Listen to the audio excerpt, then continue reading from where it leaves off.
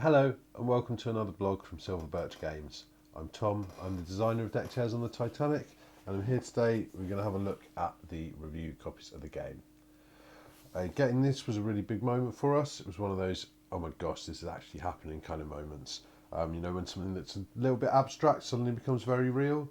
And it was really nice to see Miles's artwork professionally printed for the first time. It's a really striking piece of art. I think it looks great on a shelf.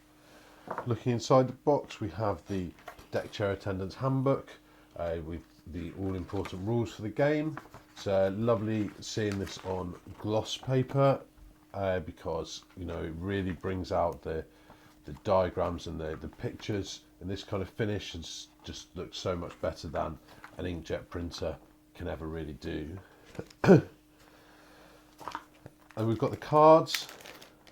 Now, before this, I hadn't had the cards at their actual size, and it was really nice to know that they're not too small. They are really easy to shuffle. You only have to shuffle them once in the game, but even so, you don't want it to be fiddly.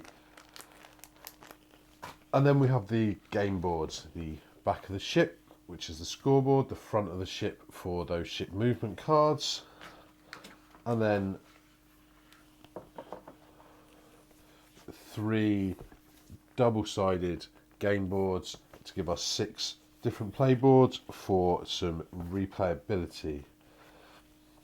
We'll put it all together and put it this way round for you, and we make up the whole ship. And again, get to see Miles's artwork really as one for the first time. Obviously I'd seen this before, but again, not professionally printed, not on game boards, not as an actual game, and it just looks great. And I'm so happy with this artwork. I think it looks great on the table. There is of course one thing missing, and that's the pieces. Now, getting these pieces was a real challenge for us. Last year we found a supplier in Germany who could supply us with some deck chair shaped pieces, but following Brexit they can no longer ship to the UK. We had a look around, but we couldn't find anybody else who could cut us the pieces that we want, and in the end we decided that we were just going to go ahead and send out review copies with cubes for the deck chairs. Now, 20 years ago, cubes is what games came with. Whatever was in the game to be represented, you'd have a cube for it. But Carcassonne onwards changed that, and nowadays gamers really expect, and I really want, I'm just the same as any other gamer, to have really nice shaped pieces that actually are what they represent in the game. For the prototype, we've been using feet from the game Pantheon. If you turn them on their side, they kind of look like deck chairs. And for a prototype, actually that's really nice, but for the actual game, you're going to want real deck chair shaped pieces. So we got Oscar Valera to 3D print us some of these deck chairs, and the shape's really nice and it's great, and we sent out one of these as a sample with each of the review copies so that reviewers could show what we were going to supply with the end game. And these are great, but they're not wooden. And then about a week after we'd sent out the review copies, Miguel at Ludo Factor, manufacturer in Germany, put me onto Meeple Studio in Poland, and they could cut us the pieces we wanted and still ship to the UK. And so we let our reviewers know that we were getting proper pieces and to hold off.